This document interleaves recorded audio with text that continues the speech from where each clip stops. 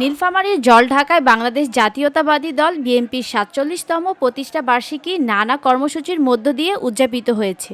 এ উপলক্ষে শুক্রবার বিকালে অনিবার্ন স্কুল প্রাঙ্গণ থেকে একটি আনন্দ মিছিল বের করা হয়। মিছিলটি পৌর শহরের প্রধান সড়কে সমাবেশ করে।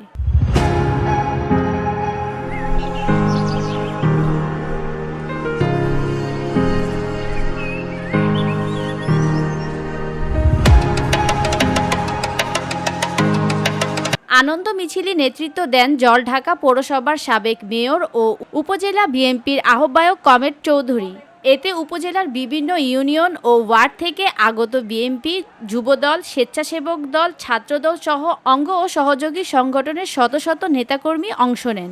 মিছিলে অংশগ্রহণকারীরা প্রতিষ্ঠাতা শহীদ প্রেসিডেন্ট জিয়াউর রহমানের আদর্শ, খালেদা জিয়া ও দলীয় ভারপ্রাপ্ত চেয়ারম্যান তারেক রহমানের নেতৃত্বে গণতন্ত্র পুনরুদ্ধারের দাবিতে নানা স্লোগান দেন। পুরো শহর তখন ভোটাধিকার ফেরাও, গণতন্ত্র বাঁচাও ধ্বনিতে মুখরিত হয়ে ওঠে।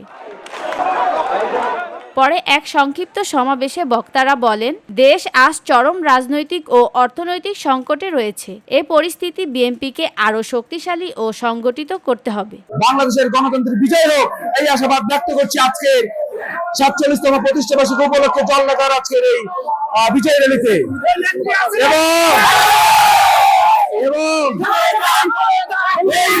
এবং আমরা বলতে চাই, নেতৃবৃন্দের উদ্দেশ্যে আমি বলতে চাই,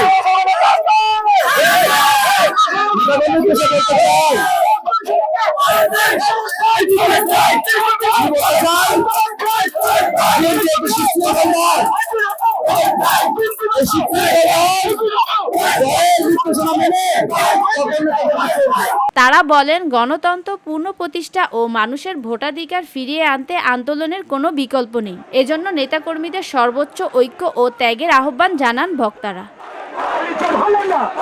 ভিওডি বাংলা নিউজ ডেস্ক।